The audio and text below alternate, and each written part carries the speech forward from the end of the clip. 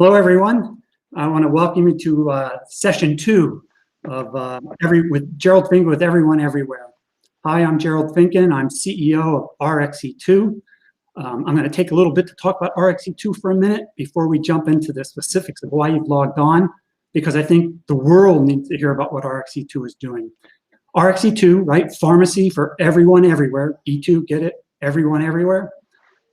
We're going after clinical research. I've been in clinical research for 40 years, and the significance of those 40 years has shown me from when I started to where I am now, it takes 7 to 14 years to get a drug approved, 9 out of 10 fail, and it's now up to $3 billion if you look at Tufts, total dollar amounts that it costs. We've got to do something about that. And so I've started RxE2 to address that thing, and the vision that we have, where we're going to go, believe it or not, is going to be 5 out of 5 drugs get approved first time, right? We're going to get it down to 5 to 7 years to get a drug approved, and we're going to take the cost to under $1 billion, $500 million, $0.5 billion. Fantasy, right? No, it's not. So hang around, watch what we do in the next few years, but specifically, we're going to start with my area of expertise, which is clinical supplies. And so we've created this concept called E2 dispensing, which is getting medication to everyone everywhere. Most importantly, the RX part of RxE2 is pharmacy for everyone everywhere. So everything you're going to hear is about bringing the practice of pharmacy or pharmacist into clinical research, which I'm excited about, being a pharmacist, and I'll have Jeremy's a pharmacist, you'll get to meet him in a minute, but very exciting stuff. If you just do that simple little turn, we're going to achieve what I just mentioned, a 5 out of 5 to 7 years and $500 million.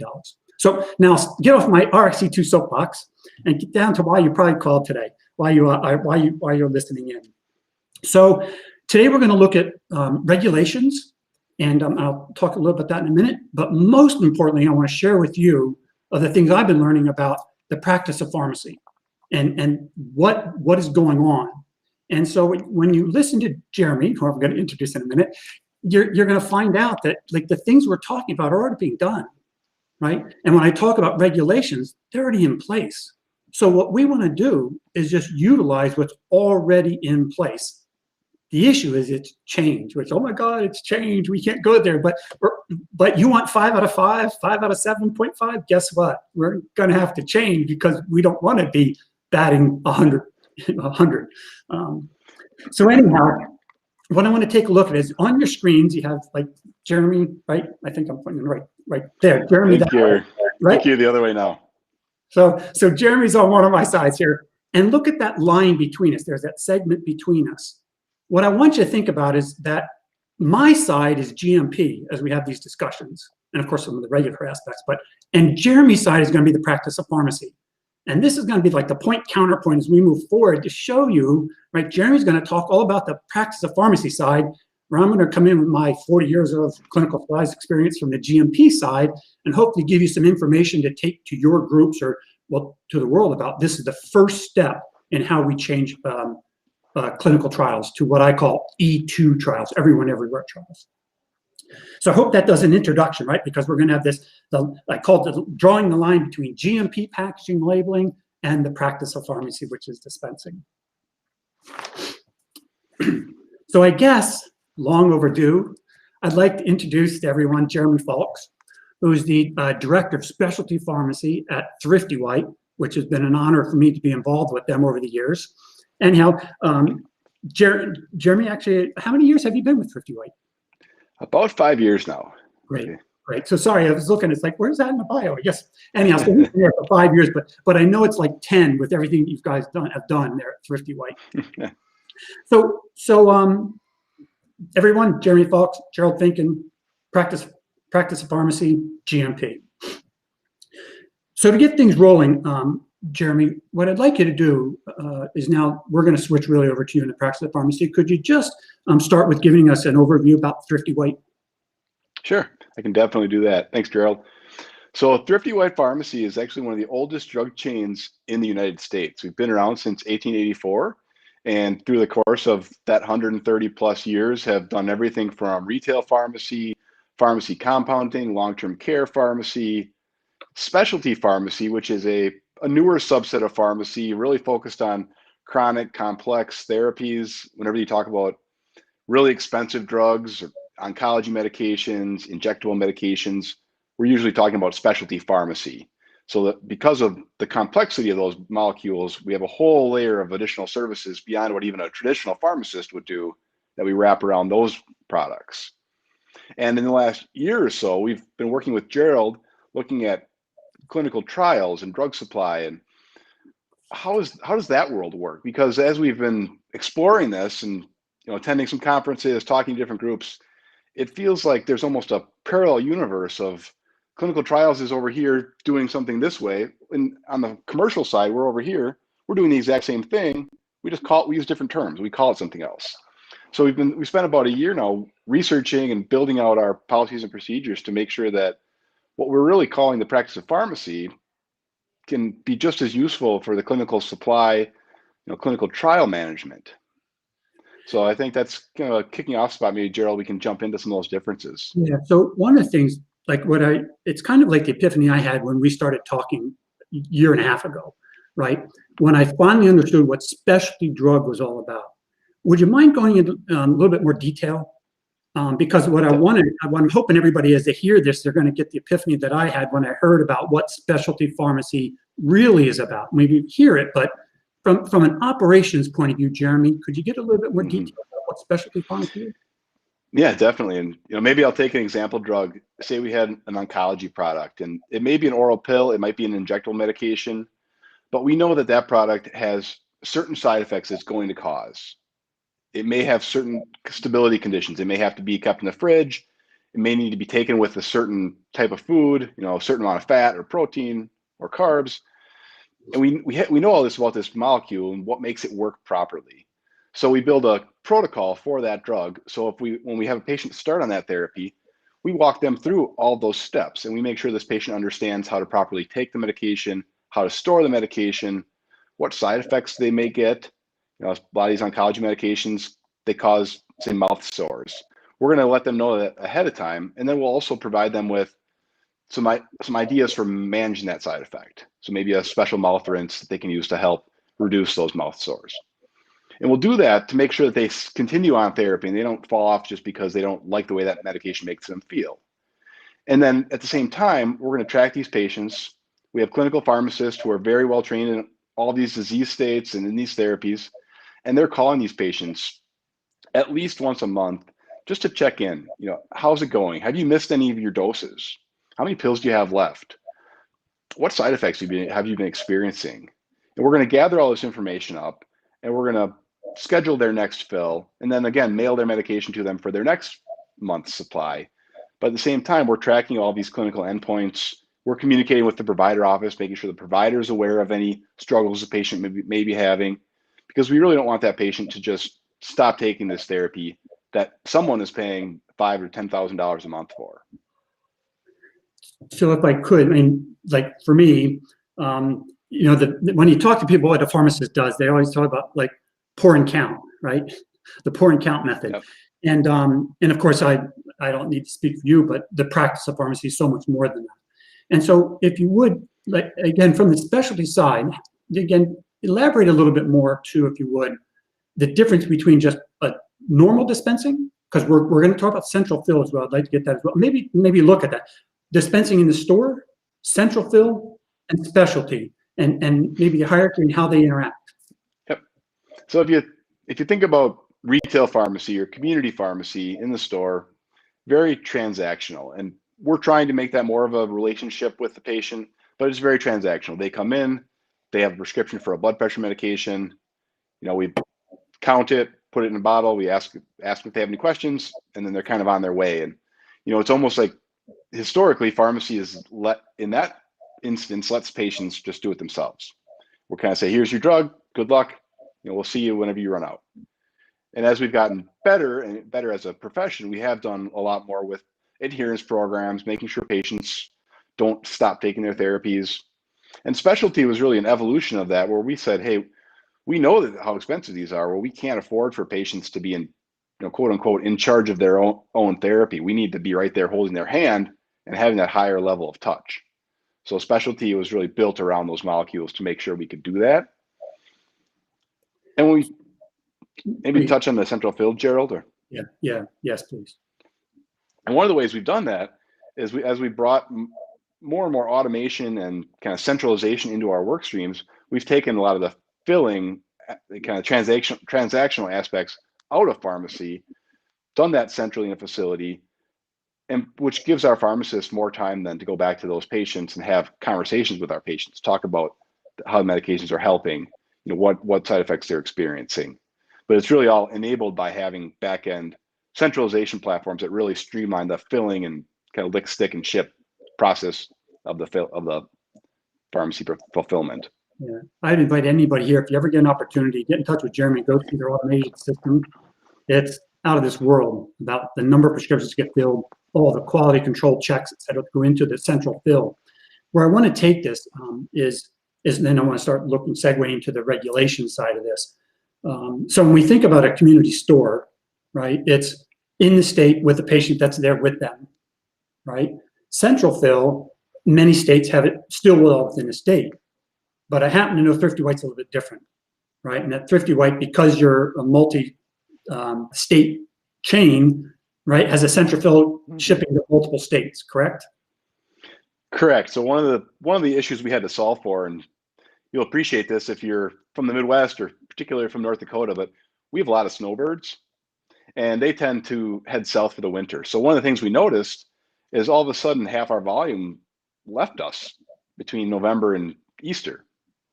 So to counteract that, as we built out our central fill model, we also went ahead and got state licenses across the country. So now we have 50 different pharmacy licenses across every state, and we have pharmacists that have to be licensed in many of those states. And the boards of pharmacy do all this to make sure that everyone's following the laws. If I'm going to ship into Florida, they want to know that I'm following the same laws that the pharmacies located in Florida filling there are. So we went through all the steps of getting those regulations addressed, getting those licenses addressed, and now we're shipping all over the country. So rather than just working in our 5-state area, when a patient goes south, we'll send it to them in Florida. Or if they're, we have migratory birds, we call them, where they go on an RV trip, and we'll set that up in our system so we know where they're going to be for each shipment, and we'll ship them their medications proactively so they don't have a chance to forget to fill it when they're out of town or traveling over the winter. So taking that back to the specialty, and I do want to get into this idea of what you just said about crossing state lines and some of this nuances, because I'll talk about some of the work we've done there too. But when I think about specialty, that's all central fill, correct? But a high-end central fill. I mean, because for specialty, does any specialty pharmacy that you know of state, local, or are they all national? Correct. There are a lot of smaller independent specialty pharmacies that may only work in one state or with a handful of provider offices. We took the approach that, on one hand, due to costs, complexity, pharmacist training, we know our pharmacists in the stores don't see as many specialty prescriptions. They're not going to be as versed in handling. So we bring all those medications in-house into one central location. We have a central team that handles everything from the data entry, the insurance side of the house, to the fulfillment, and then that enhanced clinical counseling I talked about, all running through one central hub. And that hub then, in some instances, will coordinate with our local pharmacy, and we'll ship it to the pharmacy where the patient can come in and pick it up. And in other instances, we'll ship directly to the patient at home, really depending on their preference. So when I was first looking into this, as anybody in pharmaceutical research and specialty came about REMS, right, where we don't, the safety of some of the medications, especially in this orphan drug world, where the FDA is approving the drug on conditions, right? And whenever I think about specialty, I just think about a medication that's a higher touch, that you need it more tightly controlled. Now, I realize a lot of it all goes to who's paying, right? So if you're going to be spending $100,000 on a medication, right, everybody wants to make sure that the drug itself, which costs so much, but also that, like you're saying, adherence and compliance, so that the outcomes get reached. And is that your understanding as well in specialty, that when specialty means it's a special drug? Yep. And I think we have about 200 drug products now that we would call specialty on our formulary. And if any of those products pop up in any of our pharmacies, our systems then push them centrally to make sure that they get that level of care. So it's probably, I would say 2% of the population now is on a specialty drug. So becoming a more prevalent. Obviously, when you look at the pipeline and what's coming, it's a lot of research is being done in these specialty disease states. And that's really where the bulk of research is focused these days. And the other thing is, like, when you're a specialty pharmacy, there's only a handful per product, correct? And I mean, in my understanding that, like, if you sign up, like, you're the provider, like, I know there's a hub and spoke, but you can't just go to any pharmacy and get a specialty drug. Is that correct? Correct. Yep. Definitely, both on the manufacturer side and even on the insurance side, they restrict these to certain pharmacies because they're both at risk if the drug doesn't perform well or the patient stops therapy. So they want to make sure that only certain pharmacies can fill this, and it's not just a Wild West out there with everyone trying to grab these expensive prescriptions. So I kind of drive the home. I kind of knew that answer because this is the epiphany that I had. It's like, specialty drug. Isn't an investigational drug a specialty drug? Don't know quite the safety. Don't know quite the the quality, the effect, not quality, efficacy to the patient. And so that's when the question came up. It's like, what happens if we instill investigational drug into the specialty model? And you've worked on that, Jeremy. Can you talk about what your findings in like injecting investigational drug into your specialty model? The biggest thing that we realized we would have to do differently is we have to add a disclaimer on the label, quite honestly. Everything else that we were talking about, from how we would manage these products, how we would ship to these patients, how we would track, we're already doing all of that. And we have a patient management system where all these are loaded and everything is documented from start to finish. As soon as that prescription comes in the door, everything's tracked in that patient management system. Every conversation with the patient, every comment they may make, any adverse event reporting, it's all captured in that system. So all we really need to do for a clinical trial drug is add a protocol of sorts for that particular drug, and then add the FDA required labeling to the bottle. Now, Jeremy, we looked at what was being done. I'm on a roll. Sorry. My thunder, don't talk about adverse events and everything else. That's clinical. We can't talk about that. We're just talking about GMP material, the investigational drugs. But when we did look at the current trial labeling and from some examples of what's being done in the industry, we noticed that our labeling was actually much more thorough, and the materials we provide with the patient to make sure they have a good experience are much more thorough on the commercial side than what's typically required on the clinical supply side.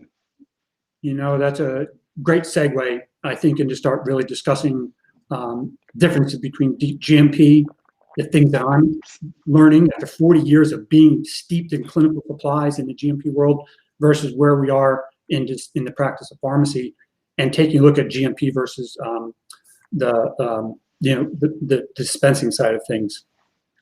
So the way I look at, like what you just said, so defining the good manufacturing practices, and really, like what I'm starting to say is GMP, right, provides quality, right, and safety for the product, right? And that's my side, right? You want to ensure quality and safety of that product, right?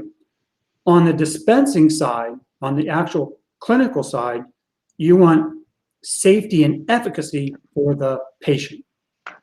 So let's talk about this. In the commercial world, right, which is where in 1968 the GMPs were written, maybe 63, sorry, but I know in 1970 they were updated, and I know the commissioner then stated in a preamble that clinical supplies, investigational drug, must follow GMP. And believe it or not, I was like in the industry when that happened, right after, and I was there. I remember packaging, labeling clinical supplies with a lab notebook, and was on the forefront of actually moving that into a GMP environment, which we understand because the GMPs were put in place again for the Capalfor-Harris and the thalidomide and all those things we know about. But more importantly, when we look at the GMP side of things, when I think about commercial drug, right, they are produced in a GMP facility, right? They're packaged in a GMP facility, they're labeled in a GMP facility, and they're distributed really to the end user, the pharmacy. Granted, there's others, but to the pharmacy. And that's where GMP ends. So this line in the middle, right, nope, the other way, this line, if I'm doing it right, that line in the middle, right, is where GMP like stops. So when if you would then take it from there, what happens, like now I'm the GMP and I just sent you my commercial drug product, right? It's GMP labeled. What do you do with it? It kind of depends on the product, but a lot of them will get relabeled at the very least. We're required by the boards of pharmacy to include about 8 or 9 standard prescription elements, depending on the state.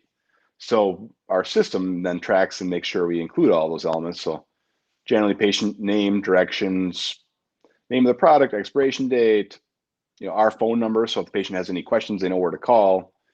And we'll make sure all those elements then are included beyond whatever the packaging may come from the manufacturer.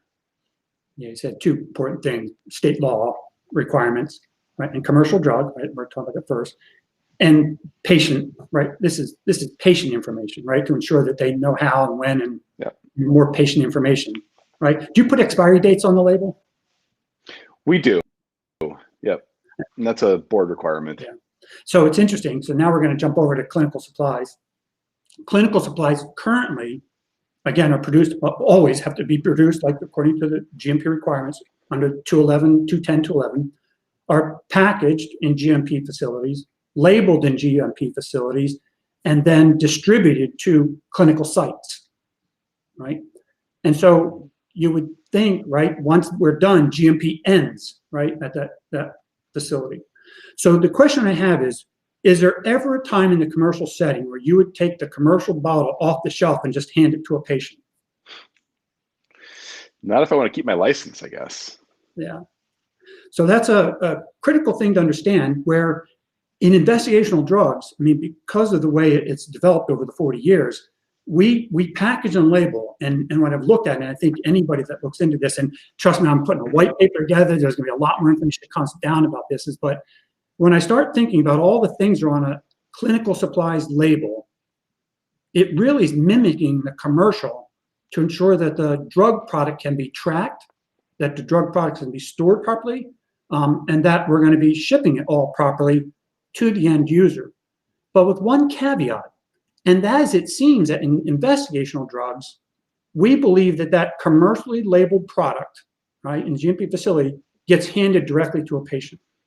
So for instance, there's never a patient name on the label. Sometimes there used to be a code, but so there's no name on the label. There's no expiry date on the label. And so what are your thoughts on that? When you don't include a patient name, if you're in a household like I am, we have multiple people, it's always a little bit risky. And I'm a pharmacist. I can sometimes look at a pill and tell you what it is. But if I just have 4 different bottles without a patient name on them, making sure that the right person's taking the right pills becomes a concern. And when I think about this, no, don't get me wrong, these are questions that I'm going really deep into these aspects of investigational drug, because I've been working on it now for 2 years looking at this concept, and we'll get into the laws. But some of that is, I mean, I understand the systems we have today work pretty well, but some of the things I'm covering about this is in the way, by trying to have commercial product being handed directly to a patient, in clinical supplies, we've come to all kinds of supply chain issues with this. For instance, we've created just-in-time labeling. In other words, that last piece of labeling, we're trying to add a couple of key elements to make it specific, right, for a site, like, and a protocol, right? So we're trying to add this information to bring it a little bit closer to the patient, right? Because we believe that if we put a randomization number and a protocol number, that's the closest we can get to putting the patient name on the label and a prescription number, right? And so in looking at these steps as we go down this process, I keep looking about, like, what do we do in clinical supplies that is really patient facing? And I could challenge and say, and we're going to talk about this because it's important that people understand the logic of why, when we get into law and when I talk about this, even one of the key elements I can talk about is the HDPE bottle in the clinical supplies. And Jeremy, you've been asked, right? Can you use HDPE bottle, right? When we package and label clinical supplies in HDPE bottles, is that for the patient or is that for the product? It's for the product. So when it goes commercial and sits on a shelf, we have the storage. But what we should be doing is taking the prescription amber bottle and putting the tablets on storage, on stability in that product, right? Because guess what? That's the end. That's right, to know that when you as a pharmacist put those tablets in that bottle, that they're going to be good for 60 days, right? Because right now you don't know that, do you? Not if there's not stability data on it, I guess. No. And I'm getting on my soapbox about this, and I'm trying to share so much information. Mm-hmm. And let's get back on track here. Just quickly, has COVID affected Thrifty White? Or how has it affected Thrifty White? Of course it affected Thrifty White. I would say it's affected everybody, right? I mean, it's definitely across the board. We spent March trying to figure out how just to make sure our pharmacies stayed open. You know, none of us knew what PPE was needed, how to stop the transmission, any of that. But as we got our feet under us, has actually, in a way, been a tailwind for us on the clinical side. We've had more patients who are staying home a little more accessible over the phone. So we've been able to connect with our patients much more frequently and have clinical conversations over the phone and really help them with their therapy even more so than when they were coming in the pharmacy. I'll say we actually haven't had to close any of our pharmacies down either. We went to drive-through only for a little while, but other than that, we've been having our patients in the pharmacies. Our pharmacist-patient relationships are very strong, and we've actually had a very, very good response to all the clinical we've been able to do over the last 7 to 8 months now. So a couple things there. First of all, pharmacies were open, but I know that like Thrifty White was actually leading the nation in generally like what they call MTM, medication therapy management, and I know that's a simplified term, but I know you've led the way about pushing the professional side of pharmacy and the counseling piece. And so what you're saying is that with COVID, this actually improved? Yeah, we improved. I would say we went from, one of the things that was happening was we had patients who were filling a lot more frequently, and everyone wanted to start getting 90-day fills. So they were only coming in the pharmacy once every 3 months instead of once every month. But that opened up a ton of bandwidth for our pharmacists then to have more clinical conversations. So we've done, I don't have the numbers in front of me, but I would say we're doing thousands a week now on these clinical conversations. And a lot of them are between the hours of 5 and 7 at night, which typically used to be really busy walk-in time in the pharmacy. And now with people getting stuff ahead of time or getting it during the day when they're maybe not as mobile, we've had a lot more clinical conversations happening, and our pharmacists have just done a great job. That's, I think we can learn, and as you say this, one thing is how can I extrapolate back into clinical research? That because COVID has really, it's a stumbling, patients don't want to come into clinics. Some clinics aren't even open. Studies are stumbling along, and here, what I'm hearing from you is like, oh no, this is actually, better. We're getting better clinical outcomes. And then I'm just wondering what we might be able. So we might want to talk about that more, or people may want to call you and learn more about that from you. And I'll say now, if you're in touch with us, we're both in LinkedIn.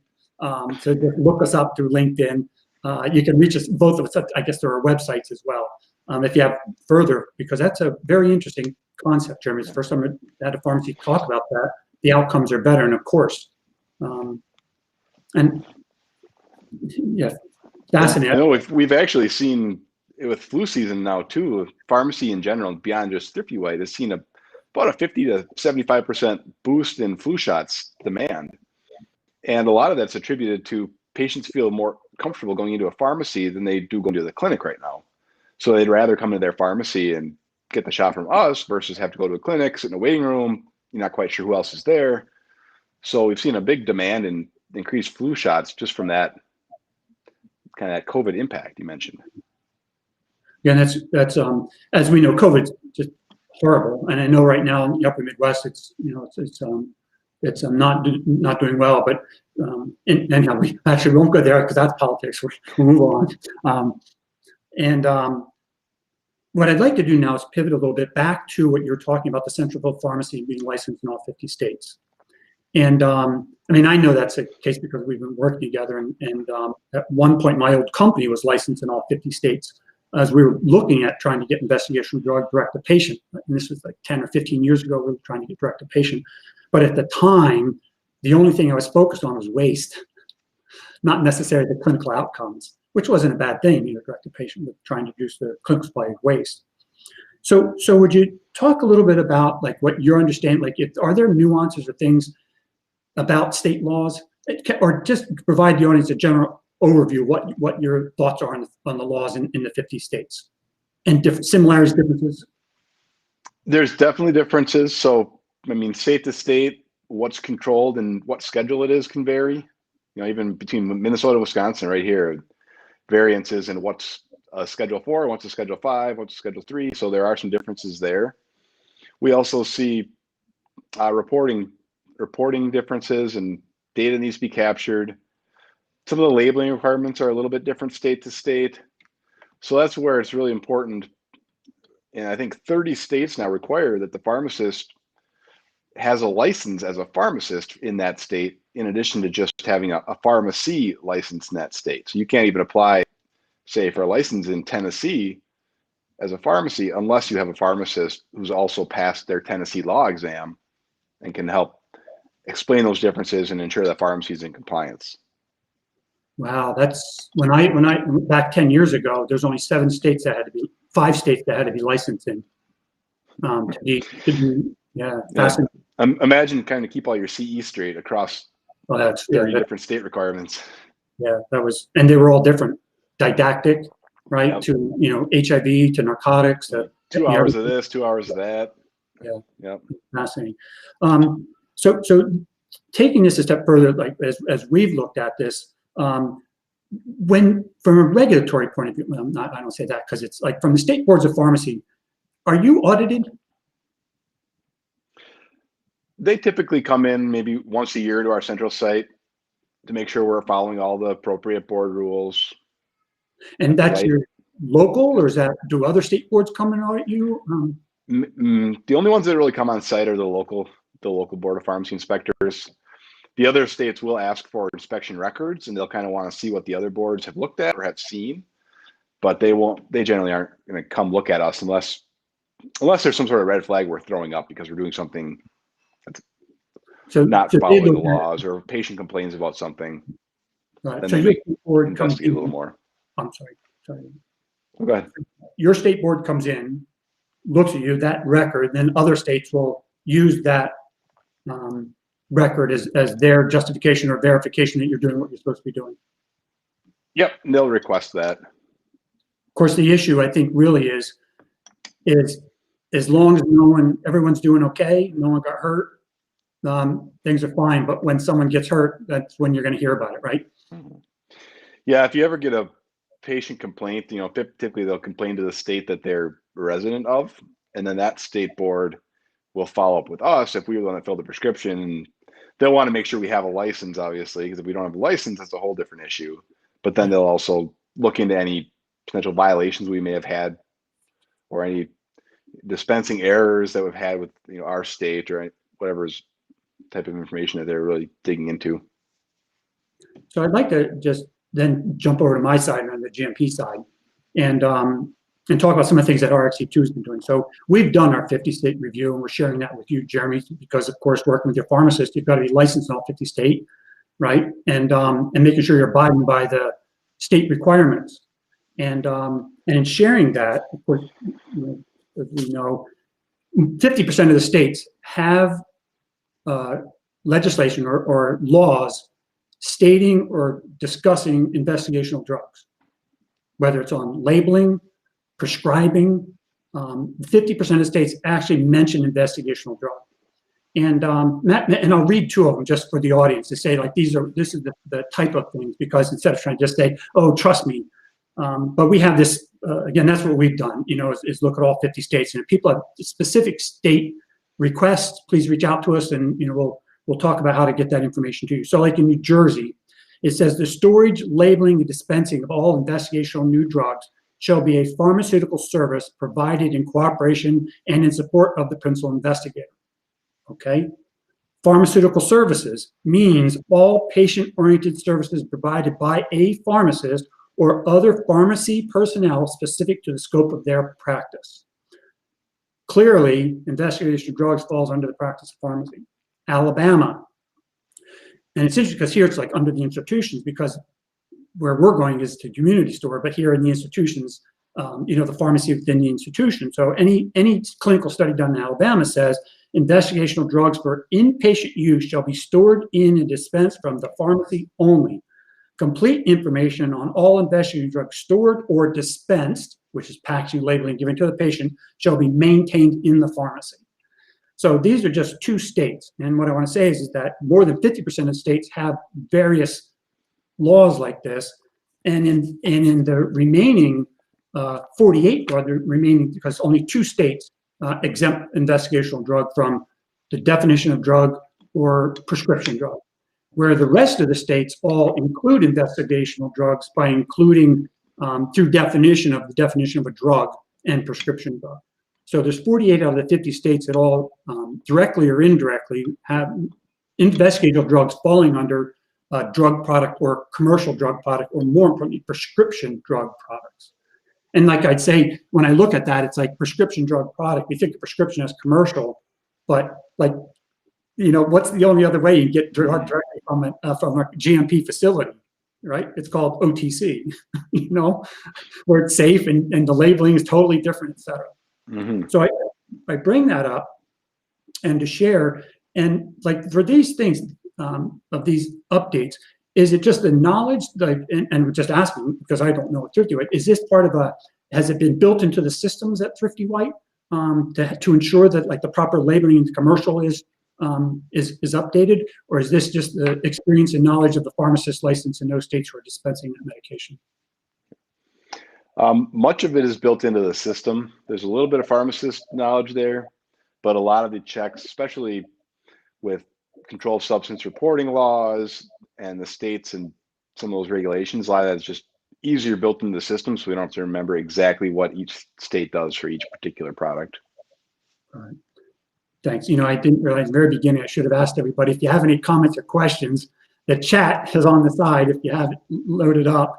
And I'm sorry that I didn't do that in the beginning, but maybe I'm answering all your questions, everybody's questions already. You are, Jeremy, and there aren't questions, but please, like I said, ask some questions now, because in a little bit, we're going to be closing this up, and I want to make sure I address people's questions, or reach out directly to us, like I said, through LinkedIn or through our websites to get in touch with us. Jeremy, can I ask just a personal question? Why did you become a pharmacist? That's a good question, but no, I think initially I was trying to go on the path of in the medical field, trying to find something that fit, and didn't really want to get into medical school, and just don't really like blood and having to deal with all that. And pharmacy was kind of a nice option where I could still take care of patients and really get into healthcare without doing the whole doctor route. So it helps that my dad's actually a pharmacist, so I knew up close what I was getting myself into when I signed up for it. Did you make the right decision? So far, it's been a lot of change, even in the 11, 12 years I've been doing it now. A lot of, I came out of school, we were barely talking about medication therapy management, and now it's all we're talking about. And I remember interviewing students a couple of years ago, and all they came out of school talking about is, I want to do MTM, I want to do MTM. And we did MTM when I was in school, maybe one unit or one semester. That was about it. And then went back to pharmacotherapy and all the fun stuff. Nice. So a couple of things, and we're going to start closing this down. Jeremy, any follow-up points or anything you want to share with those who are in attendance, or clarifications that you have on what was discussed today?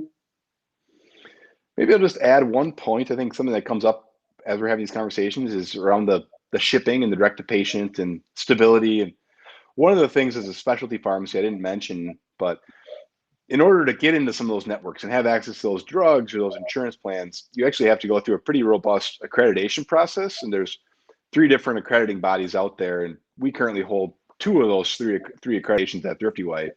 So they come through and look at all your policies, procedures, everything start to finish. And one of the ones they put a big focus on is that shipping. And how do you make sure when you ship it to the patient, that product is still viable? So we have a lot of pieces of quality assurance type processes in place to make sure that we're testing and doing stability testing on our cold chain. We understand that if I ship it in this cooler with these many ice packs to this address, it's going to be good in that box for 48 hours. It'll be in the temperature range required. We have all this built out kind of dynamically where, depending on the time of year, where we're shipping and what we're shipping, we make sure we pick the right packaging for that product. And That's come up in the clinical supply side a lot. I know it's been a big discussion point, but it's really something as a pharmacy, again, that we're doing as best practice every day. We're shipping these expensive medications all over the country, following those regulations to make sure that we're not running into any spoilage or issues where we have to reship product. Yeah, that's a excellent point, because right now, that shipping process on the commercial side killing us. I mean, it's one more time where clinical supplies is preventing us from doing what we wanted to do. In this case, direct to patient stuff. First of all, there's state laws, we'd probably be fine. But second of all, is just the cost of it, and it's the mentality of that we're doing bulk product, right? GMP product. So the idea is like we're going to be shipping you 1,000 vials, and so everything we do under our validation, which you needed in development to make sure 1,000 vials can be shipped in 48 hours. But most of the companies, and I did this because we're looking for a patent on like a unit dispenser, that it's pretty inexpensive to be able to put together a unit that will keep a vial or a couple vials in the right temperature for 72 hours. And you've proven, again, you've had your qualified shippers and everything else that it really can be done pretty inexpensively and pretty efficiently. And that was very impressive of what I saw in your specialty, which again said, oh my God, we're looking at this GMP world instead of learning from what really goes on in the practice of pharmacy. So I don't see any questions up, and we'll wind this down and run a little bit over. I wanted to try keeping this about 30 minutes, but I just got carried away with my own discussion with you. So first of all, Jeremy, I'd like to thank you for joining me in this session. I want to say thank you for inviting me into your home through Zoom and these type of things. I find it's a wonderful thing, right? That people are inviting people into their homes. And it was funny, like everybody doesn't know that just before you got on, your son or daughter came in and was like, stay down. We were getting the snow pants on. It's one of those days in Minnesota. Yeah. Oh, it's snowing. Okay. So I said, welcome into my home, but I'm actually in an Airbnb up in Camas, Washington, waiting for the birth of my 7th grandchild. So it's like it's amazing that this opportunity that we can share information really in a really welcoming way. Like I said, I just want to thank you again for inviting us into your home, and everybody else, welcome into my Airbnb. And with that, I want to say thanks very much for joining us. I want to state that on December 10th, I'm having my 3rd session. In that session, I'm inviting Yaniv Zilberman from a little startup company called Habitu. And we're going to talk about disruption of pricing and commoditization of dollars compared to projects, right? And what we do in the technology world or SaaS world, and how to bring these two together. Pretty interesting stuff. Again, a little bit out there, very out there, actually. So with that, I want to thank everybody. And again, Jeremy, thank you very much. And everybody be safe and be well. Right? Thank you. All right.